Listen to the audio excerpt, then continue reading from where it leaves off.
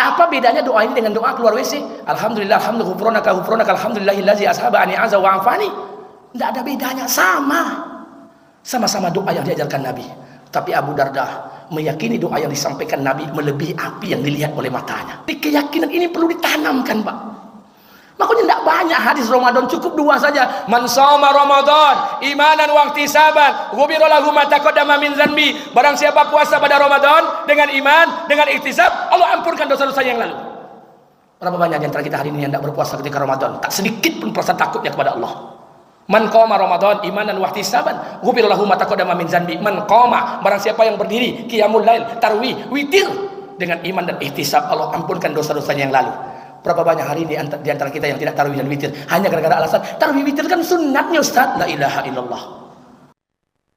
A'udzu billahi minasy syaithanir rajim. Kita masuk sekarang pembahasan tentang Nabi Isa alaihissalam. Nabi Isa alaihissalam adalah Nabi ulul azmi yang keempat. Jadi Nabi yang ulul azmi itu ada 5. Yang pertama Nuh alaihissalam, Ibrahim alaihissalam, Musa alaihissalam, Isa alaihissalam, dan terakhir Rasulullah sallallahu alaihi wasallam. Kita akan mengenal Nabi Isa alaihissalam. Nabi Isa ini adalah Nabi yang terakhir dari keturunan Bani Israel. Jadi Musa juga keturunan Bani Israel, tapi Nabi Isa itu Nabi turunan terakhir. Tidak ada lagi Nabi turunan terakhir dari keturunan Bani Israel kecuali Nabi Isa alaihissalam. Nabi ini dikatakan dalam suatu riwayat sebagai Nabi yang akan menjadi alasan untuk mematahkan semua alasan umat nanti yang protes dengan Allah. Jadi ada satu hadis Nabi, nanti di hari kiamat dihadapkan manusia di hadapan Allah. Satu orang kaya dihadapkan di hadapan Allah. Allah berkata, apa yang kau gunakan umur yang aku berikan, harta yang kami berikan? Kata orang kaya ini, wahai Allah, saya ini punya kekayaan di muka bumi ini. Terkadang karena kekayaan dan proyek kami ini ya Allah, terkadang saya masbuk ke masjid. Terkadang saya tak sempat baca Quran. Terkadang saya tak sempat, kadang tertinggal zuhur, asar, subuh dan sebagainya. Karena banyak mengurus proyek ya Allah. Padahal uang yang saya dapatkan itu saya bantu fakir miskin. Kata Allah Subhanahu wa taala, untuk mematahkan alasan orang kaya ini dihadirkan oleh Allah Nabi Sulaiman alaihissalam. Bahwa Nabi Sulaiman itu nabi yang paling kaya. Walaupun dia kaya, kekayaannya tidak menjadikan dia lalai dari Allah. Datang lagi satu orang yang sakit. Apa yang kau gunakan dengan umur semua yang kuberikan kepadamu? Kata orang miskin, kata orang sakit ini, ya Allah, saya ini sakit ya Allah. Kalau orang-orang sehat tu dia wajar ke masjid, dia bisa i'tikaf, dia bisa 5 waktu ke masjid, dia bisa ibadah haji dan umrah. Sementara saya sakit ya Allah. Bagaimana mungkin saya akan ke masjid? Bagaimana mungkin saya mau i'tikaf? Bagaimana mungkin saya umrah dan haji? Sementara saya sakit ya Allah. Maka untuk mematahkan alasan ini Allah hadirkan satu Nabi, Nabi Ayub alaihissalam. Hambaku yang sakit yang diberikan Allah 20-70 tahun, di balik sakitnya masih Allah berikan kemudahan untuk melaksanakan beribadah kepada Allah. Yang ketiga, dihadapkan lagi orang miskin. Bagaimana mempertanggungjawabkan semua perbuatannya? Kata orang miskin, ya Allah, orang-orang kaya itu dia enak ya Allah. Dia ngaji ke masjid dari subuh sampai waktu syuruk. Kemudian dia ikut kajian maghrib, dia ikut kajian zuhur, karena dia pegawai negeri ya Allah, setiap bulan dapat gaji, dia punya sawit. Sementara ya Allah, saya harus bekerja di subuh hari baru pulang sore hari. Kalau saya tidak bekerja ya Allah, bagaimana mungkin anak-anak saya mau makan? Maka terkadang saya tak sempat ke masjid, tak sempat berjamaah, tak sempat beramal-amal lainnya. Maka untuk mematahkan alasan ini dihadirkan oleh Allah Nabi Isa alaihissalam. Nabi Isa itu dikenal dengan nama Imamun Zahidin, imamnya para zuhud. Nabi Isa itu nabi yang paling miskin, yang paling kaya Sulaiman, yang paling dahsyat Allah berikan penyakit Ayub alaihissalam. Bahkan dalam satu kisah-kisah, tapi saya tak tahu sumbernya dari mana, Ada yang mengatakan sakit Nabi Ayub ini tidak pernah diberikan Allah kepada orang sebelumnya. Seperti apa bentuk sakitnya? Bermacam-macam cerita. Salah satu ceritanya sakit Nabi Ayub itu dari ujung kepala sampai ujung kaki mengelupas kulitnya. Kulit yang kelupas itu keluar ulat sebesar telunjuk selama 20 tahun. Itu penyakit yang tak boleh, bermacam-macam cerita. Nabi Isa alaihi wasallam adalah imamun zahidin, nabi yang susah, miskin. Bapak Ibu boleh baca dalam Qasasul Anbiya, dalam kisah 25 nabi dan rasul. Nabi Isa ini jangankan harta, rumah saja tidak diberikan Allah. Bahkan dikatakan Nabi Isa ini kulitnya tergantung suasana alam. Kalau alam hari itu malam dingin, maka kulitnya membeku. Kalau siang hari panas, maka kulitnya mengelupas. Jangan Nabi Allah, Rasul Allah, ulul azmi, jangankan harta, rumah saja tidak diberikan oleh Allah. Tapi kemiskinan itu tidak menghalangi Nabi Isa untuk beribadah kepada Allah. Maka Nabi Isa alaihissalam adalah Nabi keturunan terakhir dari Bani Israel. Nabi Isa alaihissalam dilahirkan di daerah Bethlehem. Bethlehem itu kawasan Yerusalem. Diturunkan oleh Allah Subhanahu wa taala Nabi Isa. Nabi yang jaraknya terdekat dengan Rasulullah sallallahu alaihi wasallam adalah Nabi Isa. Diperkirakan jaraknya 600 tahun. Makanya perhitungan tahun baru Hijriah itu dihitung daripada Nabi hijrah dari kota Makkah ke Madinah. Makanya sekarang 1445 Hijriah. Sedangkan perhitungan tahun baru Masehi itu dihitung dari kelahiran Nabi Isa. Makanya dihitung sekarang 2024. Perbandingan selisihnya diperkirakan 600 tahun. Nabi Isa alaihissalam adalah Nabi yang diutus oleh Allah. Nabi ini memiliki satu orang ibu. Ibunya itu bernama Maryam. Isa alaihissalam namanya disebut 55 kali dalam Quran.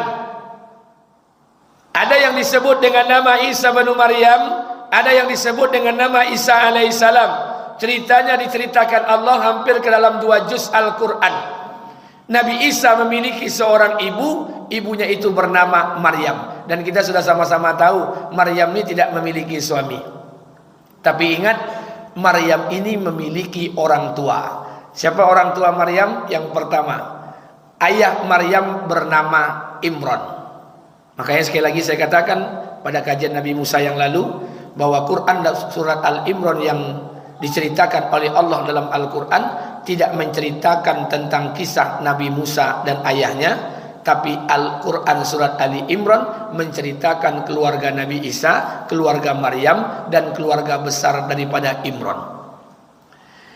Isa alaihissalam dilahirkan dari seorang ibu yang baik, ibu yang terpelihara, yang menjaga kehormatannya, dan ayah daripada ibunya ini bernama Imran. Ada orang tanya, siapakah ibu Nabi Isa alaihissalam?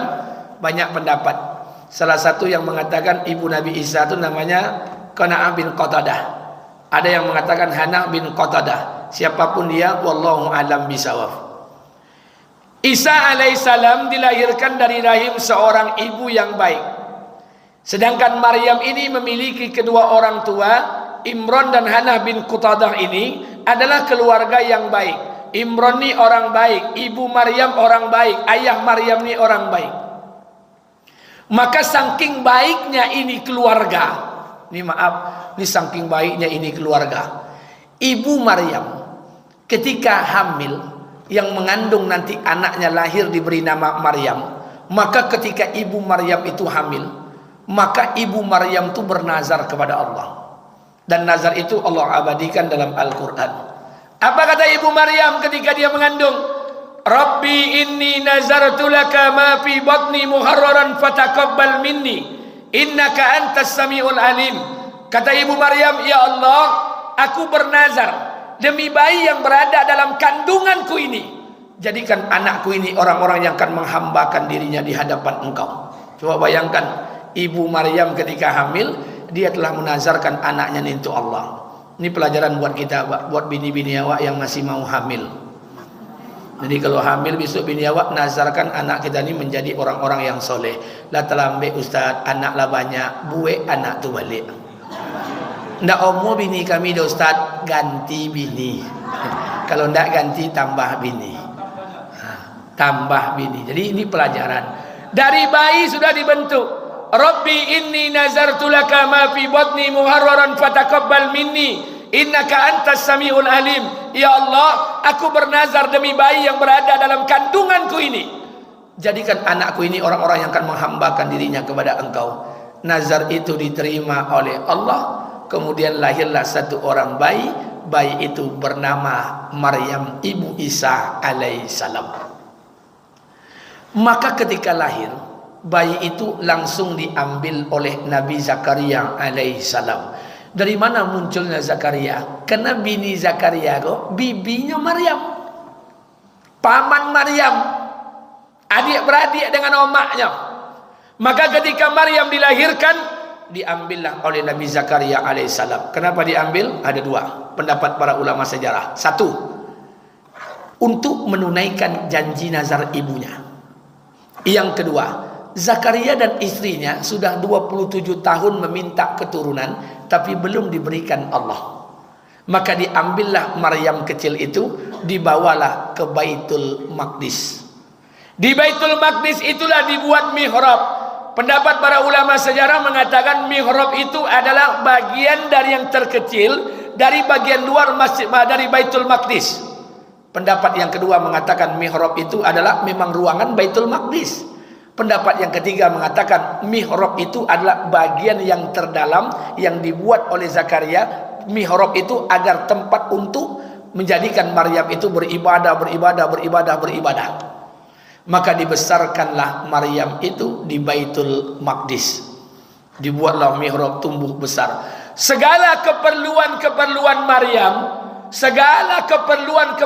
Maryam, sandangnya, pangannya, papannya, semuanya disempurnakan oleh pamannya. Di Zakaria yang menolong semuanya, sandang, pangan, papan, kebutuhan Maryam keponakannya. Tumbuhlah Maryam, tumbuh menjadi perempuan dewasa. Apa kebiasaan Maryam? Kebiasaan Maryam ini sibuk beribadah. Maryam itu keluar dari mihrabnya hanya menunaikan keperluannya, kemudian masuk lagi dalam mihrabnya sibuk beribadah. Dikatakan dalam Qasasul Anbiya, Maryam ini perempuan yang selalu menjaga hubungannya dengan Allah. Tak tampak aib dan keburukan orang lain, tak tampak kesalahan orang lain. Yang tampak itu kesalahan dirinya, dan dia selalu memperbaiki hubungannya dengan Allah. Habis masanya dalam mihrab untuk beribadah kepada Allah. Ini pelajaran buat kita bersama. Makanya 10 hari yang terakhir ini kita beriktikaf. Di masjid ini ada iktikaf ya? Ada. Belajar kita untuk menjadikan hamba yang terbaik. Sehingga kalau kita banyak masa dalam masjid, tidak nampak lagi aib-aib dan keburukan-keburukan orang lain. Habiskan masanya. Malam 21 saya mengisi acara iktikaf di Bukit Raya. Tadi malam di Panam. Malam ini di Masjid Al-Falah Jalan Sumatera. Ketika malam pertama saya sampaikan sama pengurus masjid, katanya, kapan iktikaf di sini Pak? Malam 21 Ustaz. Terus malam 23, malam 25, malam 27, malam 29. Kenapa malam ganjil saja? Ya mungkin itu Pak Ustaz, kita dalam rangka mencari atau hunting memburu malam Lailatul Qadar. Saya bilang bagi masjid yang baru pemula oke. Tapi untuk ke depan tidak usah dipilah-pilah lagi ganjil dan genap. 10 hari yang terakhir iktikaf, tidak usah dipilah-pilah. Karena kalau dipilah-pilah nanti kita terkicuh. Kenapa terkicuh? Maaf, malam 21 ukuran pemerintah, ganjil pemerintah, genap ukuran Muhammadiyah. Malam 22 malam ini, malam tadi malam 22, pemerintah malam genap, malam ganjil 23 di versi Muhammadiyah. Jangan-jangan Lailatul Qadar turunnya malam 23 versi Muhammadiyah. Jadi kita tidak usah pilih-pilih. Kalau memang 10 hari beriktikaf. Dalam rangka apa? Menjadikan diri kita ini dekat dengan Allah. Menjadikan diri kita di baik. Ini yang dilakukan Maryam. Berada dalam mihrabnya, beribadah. Sampai suatu ketika Nabi Zakaria alaihissalam masuk ke dalam mihrabnya Maryam. Jadi Zakaria itu masuk ke mihrab keponakannya. Ini yang Allah ceritakan dalam Al-Quran. Apa kata Allah Subhanahu wa taala? Kullama dakhala 'alaiha Zakaria al-mihrab Allah menggunakan kata kullama. Ini maknanya bukan sekali, setiap kali.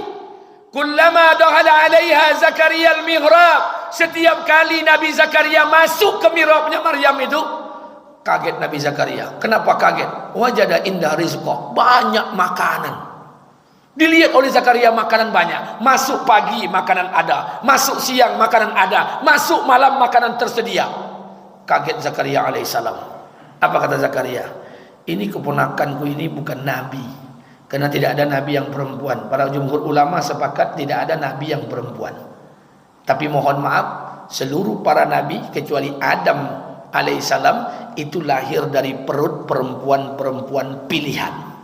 Nabi memang tidak ada perempuan, tapi seluruh para nabi lahir dari perut perempuan-perempuan pilihan. Kaget Nabi Zakaria, ini keponakanku ini bukan nabi, sementara saya nabi. Zakaria itu nabi, tapi makomnya melebihi makom para nabi. Kita lihat dari mana jalurnya Zakaria alaihissalam. Kita tengok jalurnya Nabi Isa. Ketemunya di mana? Kita lihat ke atas.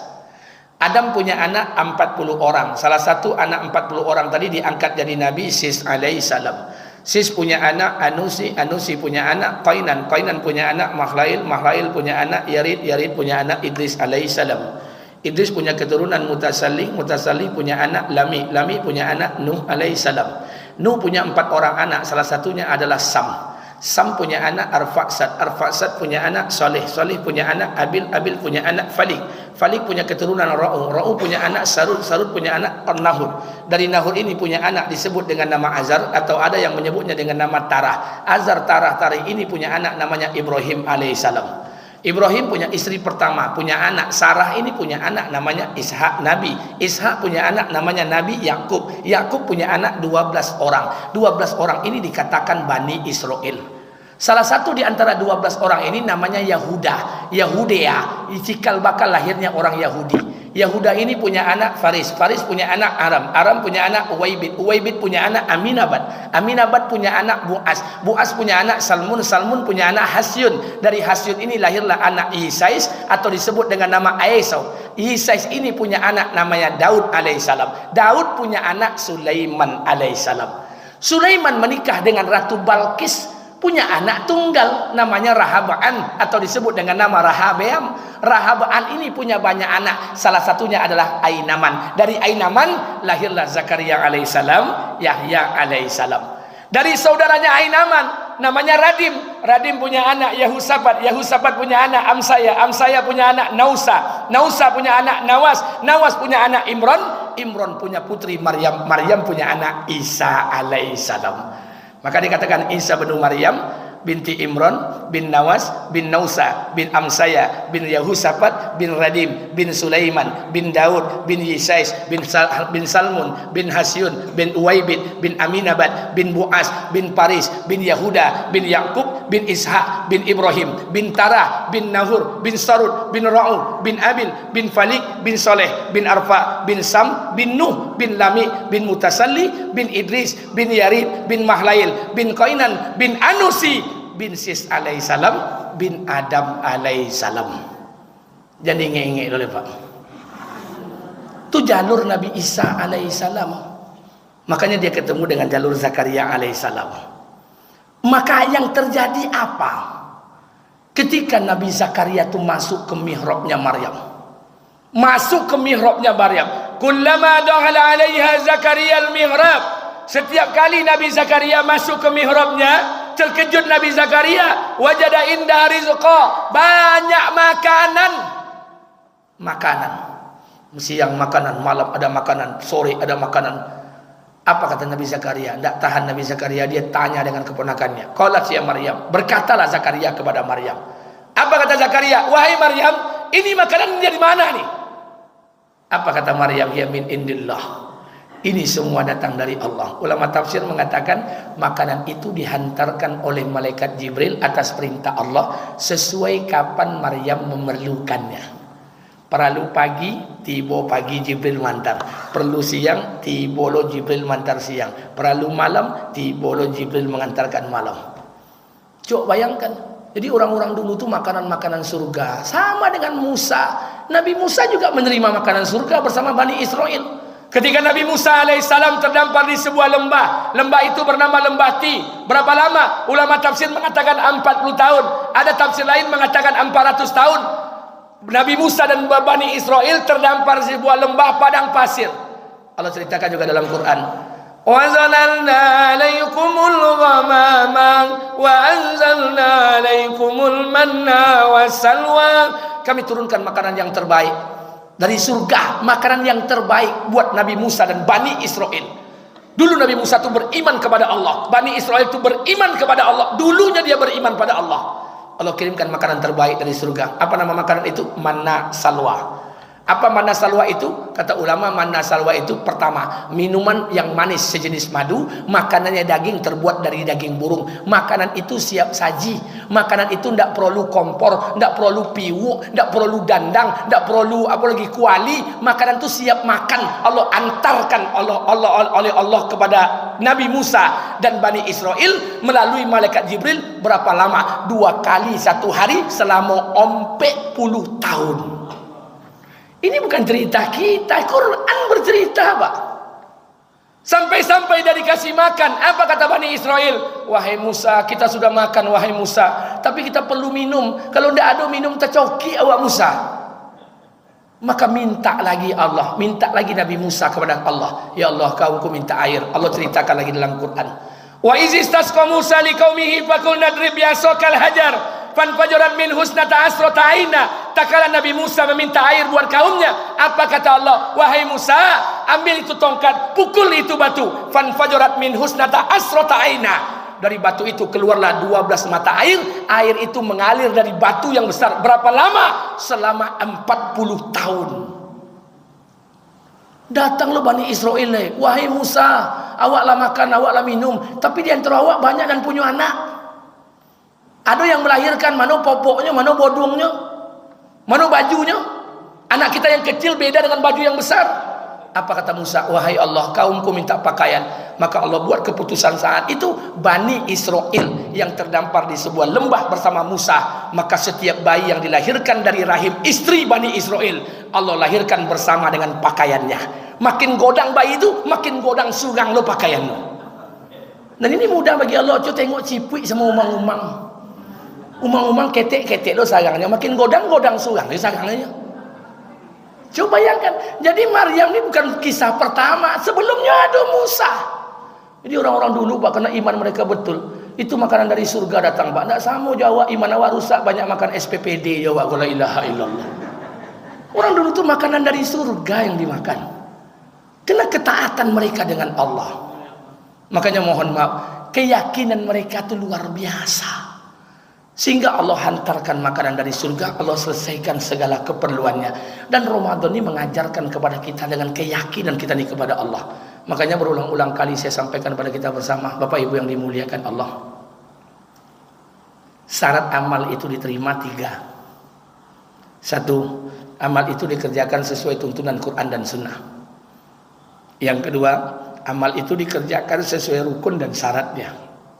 Puasa punya rukun dan syarat, haji punya rukun dan syarat, solat punya rukun dan syarat. Sepanjang rukun dan syaratnya kita selesaikan, insya Allah amal diterima. Tapi ada syarat yang ketiga. Syarat ketiga ini tidak bisa dikaji, mesti latihan. Apa syarat yang ketiga? Amal itu baru akan diterima oleh Allah apabila amal itu dikerjakan dengan keyakinan yang betul kepada Allah, keyakinan yang betul kepada Rasulullah. Keyakinan ini yang kadang rusak dalam kehidupan kita. Makanya Nabi Pak, sahabat Nabi dahulu itu orang-orang yang keyakinan luar biasa. Makanya wajar Allah katakan wasabiqunal awwalun minal muhajirin wal ansar. Di tengah-tengahnya Allah katakan radhiyallahu an wa radu'an. Allah ridho dengan mereka. Mereka pun ridho dengan Allah. Keyakinan mereka itu luar biasa. Tak tergoyahkan sedikit pun keyakinan mereka itu kepada Allah, kepada Rasulullah. Makanya sahabat Nabi itu Pak, keyakinan mereka itu betul-betul la ilaha illallah. Kalau dibandingkan dengan kita hari ini Pak, tidak ada seujung kuku pun tidak nempel keyakinan kita Pak. Awak bukan cito, jadi banyak Pak. Cito. Tapi mana keyakinan kita kepada Allah? Makanya orang-orang dulu itu Pak, maaf, kata para tabi'in, sahabat Nabi itu adalah mereka orang-orang tak berkepala. Kenapa tidak berkepala? Karena sahabat Nabi itu bukan tak bakapalo. Terkadang sahabat Nabi itu tidak menggunakan logikanya, terkadang tidak menggunakan panca inderanya, hanya untuk meyakini perkataan nabinya. Begitu keyakinan sahabat. Apa betul Ustaz? Yuk kita buktikan. Dulu ketika terjadi Isra dan Mi'raj, subhanallazi asra bi 'abdihi lailan minal masjidil harami ilal masjidil aqsa allazi barakna haulahu linuriyahu min ayatina. Ketika terjadi peristiwa Isra dan Mi'raj, Rasulullah diperjalankan oleh Allah dari Masjidil Haram ke Masjidil Aqsa. Haram di Mekah, Aqsa di kawasan Sam. Bukan haram ke Madinah. Kalau haram ke Madinah dekat itu. 480 km diperkirakan. Kalau ditempuh pakai bus orang umroh 7 jam. Ditempuh pakai unta 1 minggu 2 hari. Ditempuh jalan kaki sampai minggu 5 hari. Kalau tidak percaya cubo je lah. Itu jaraknya bukan Masjidil Haram, Masjid Nabawi, Masjidil Haram, Masjidil Aqsa. Kemudian dari Masjid Aqsa Nabi Mi'raj ke Sidratil Muntaha, bertemu dengan Allah, turun sebelum fajar. Apa kata Abu Lahab, Abu Jahal? Abu Lahab, Abu Jahal datang ke rumah Abu Bakar. Abu Bakar, ya, ang percaya ndak? Ada anak muda gilo. Inyo ngaku jalan dari kota Mekah ke Sam. Kemudian naik ke atas langit bertemu Tuhannya. Kemudian turun sebelum fajar. Apakah engkau percaya wahai Abu Bakar? Kata Abu Bakar, yang kau maksud anak muda gila itu siapa? Kata Abu Lahab, itu ada anak muda gila. Dia ngaku jalan dari kota Mekah ke Sam. Kemudian naik ke atas langit. Turun sebelum fajar. Apakah kau percaya? Kata Abu Bakar, anak muda yang gila yang kau maksud itu siapa? Kata Abu Lahab, anak muda gila itu Muhammad, kawan Wa'ang tu. Abu Bakar ini orang pintar. Sahabat yang paling pertama masuk Islam Abu Bakar. Sahabat yang paling tua Abu Bakar. Sahabat yang paling arif, bijaksana, pintar, cerdas Abu Bakar. Logika Abu Bakar tidak mungkin bisa menerimanya. Dari mana orang bisa jalan dari kota Mekah ke Sam, kemudian naik ke langit, turun sebelum fajar? Tidak mampu logika saat itu mencernanya. Tapi kena yang ngomong itu katanya dari Muhammad. Apa kata Abu Bakar? Oh, kalaulah memang benar apa yang kau sampaikan itu dari Muhammad. Kata Abu Bakar, demi Allah, wallahi, lebih daripada apa yang kalian sampaikan, saya akan percaya dengan omongan Muhammad sallallahu alaihi wasallam. Itu keyakinan Abu Bakar, Pak. Abu Bakar kau pintar, cerdas, tidak sama jawab awak kau bantu jadi tapi bongak. Abu Bakar tuh pintar. Siapa yang berani menghina Abu Bakar? Tidak ada orang yang berani menghina Abu Bakar, hanya orang Syiah yang berani menghina Abu Bakar. Abu Bakar sahabat Nabi besar, sahabat pertama Nabi. 1, 2, ketika terjadi peristiwa hijrah, Nabi dalam rumah. Nabi berencana akan keluar dari kota Mekah menuju kota Madinah bersama Abu Bakar. Ketika sebelum berangkat, Nabi panggil Ali. Ali, ta'al, labbaika ya Rasulullah. Datang Ali. Ada apa wahai Nabi? Kata Rasulullah, wahai Ali, aku akan berangkat ke kota Madinah bersama Abu Bakar. Kata Nabi, wahai Ali, gantikan tempat tidurku. Maknanya jelas perintah Nabi, gantikan tempat tidurku. Maksudnya Ali lalu di atas kasur Nabi. Ali ini beda dengan Abu Bakar. Abu Bakar sahabat yang paling tua, Ali ini sahabat yang paling muda. Abu Bakar arif, bijaksana, cerdas, sedangkan Ali ini yang paling muda, intelek, pintar. Bahkan ada riwayat hadis Hasan mengatakan, aku ini gudangnya ilmu, kata Nabi. Kalau kalian ingin datang kepadaku, lewatilah Ali gerbangnya. Ali ini intelek. Makanya mohon maaf kalau seandainya Ali bin Abi Thalib hidup zaman sekarang, saya tak tahu lagi berapa banyak gelar akademik yang disandarkan kepada Ali. Mulai Kiai Haji, Profesor, Doktor, PhD, MA, MH, MCL, S1, SAG, MSI, seluruh gelar. Ali ini pintar. Tapi walaupun kepintaran Ali itu luar biasa, Ali ini tawadu. Makanya tidak sama awak. Awak gelar S1, S2, S3, la ilaha illallah. Saya mau sampaikan buat kita bersama, apa yang mau kita banggakan dengan gelar yang kita miliki, Pak? Iblis tuh alumni Universitas Surga. Dosennya Allah, kampusnya akreditasi di atas A. Tapi kena angku dan sombong, Allah turunkan dari surga turun ke muka bumi. Bayangkan kuliahnya Universitas Surga. Iku gelar baru SAG saja anggu-anggu, tambah lo MAG masih lo anggu-anggu. Apa yang mau kita sombongkan, Pak? Ali itu pintar. Ali itu berbeda dengan Abu Bakar.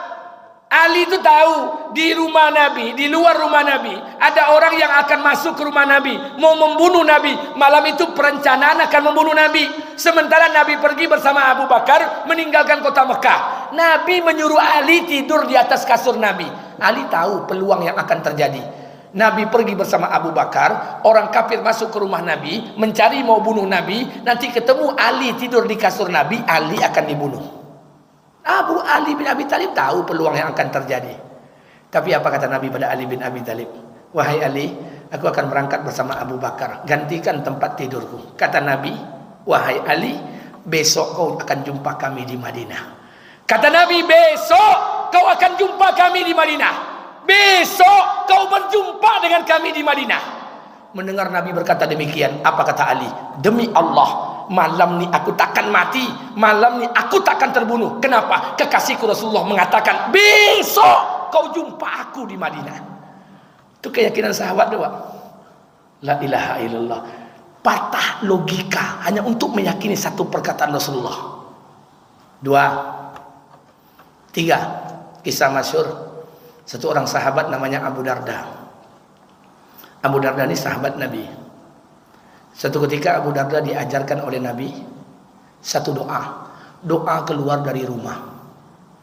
Langsung diamalkan oleh Abu Darda. Abu Darda keluar dari rumah, dia baca itu doa.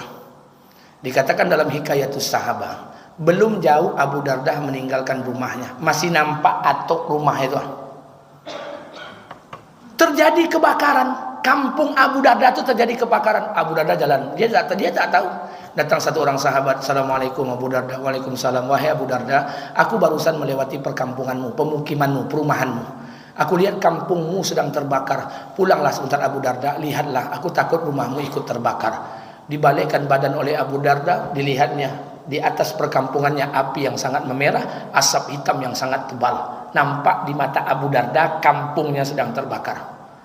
Maka ketika itu Abu Darda menundukkan hatinya. Kata Abu Darda, wallahi, demi Allah, rumahku tak akan terbakar. Jalan lagi Abu Darda. Datang sahabat yang kedua, Assalamualaikum Abu Darda. Waalaikumsalam. Wahai Abu Darda, aku barusan melewati perkampunganmu. Banyak rumah di perkampunganmu yang terbakar. Aku takut nanti rumahmu terbakar. Pulanglah Abu Darda. Kata Abu Darda, wallahi, demi Allah, rumahku tak akan terbakar. Jalan lagi Abu Darda. Datang sahabat yang ketiga, wahai Abu Darda, aku menyaksikan dengan mata kepalaku, banyak rumah di perkampunganmu terbakar. Sekarang api sedang membakar rumahmu. Pulanglah Abu Darda, pulanglah. Kata Abu Darda, wallahi, demi Allah, rumahku takkan terbakar. Jalan lagi Abu Darda. Datang sahabat yang keempat. Apa kata sahabat yang keempat? Wahai Abu Darda, aku menyaksikan dengan mata kepalaku, setiap rumah di perkampunganmu terbakar. Hanya tinggal satu-satunya rumah engkau yang tak tersentuh oleh api. Mendengar sahabat itu berkata, apa kata Abu Darda? Sadaqta ya Nabiullah, sadaqta ya Rasulullah. Benarlah engkau Nabi, benarlah engkau Rasul. Kata sahabat ni, apa yang Nabi ajarkan kepadamu?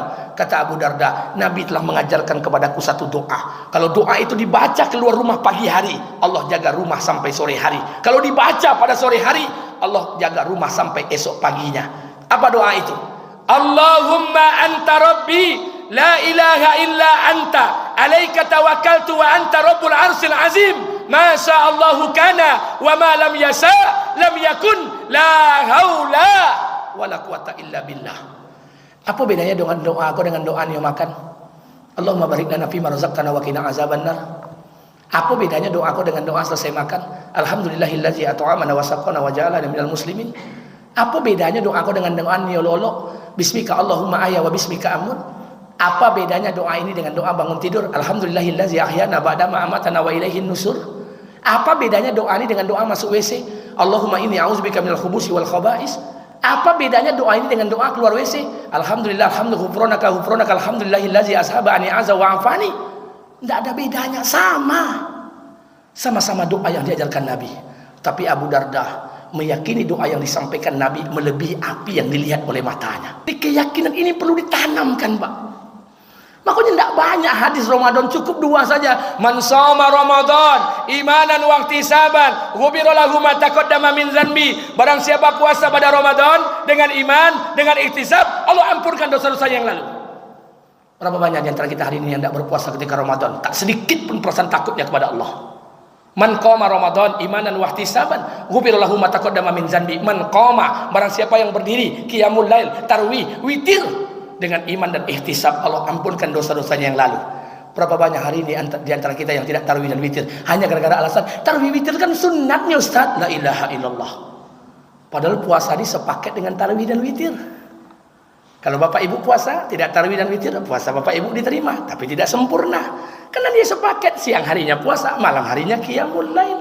Itu kan sahabat Nabi, Ustaz. Ada enggak yang bukan sahabat Nabi? Sahabat Nabi itu wajar dia yakin dengan Nabi. Ada orang kafir juga banyak yang percaya dengan Nabi. Bapak ibu maaf, Nabi naik ke atas bukit Safa. Nabi kumpulkan seluruh karib keluarganya. Dalam riwayat dikatakan 65 orang. Riwayat lain mengatakan 45 orang. Riwayat lain mengatakan 75 orang.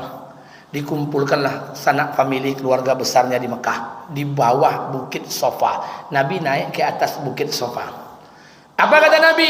Wahai penduduk kota Mekah, kalau seandainya aku kabarkan kepada kalian, di sebelah bukit itu ada orang yang akan datang mau membunuh kalian, apakah kalian percaya?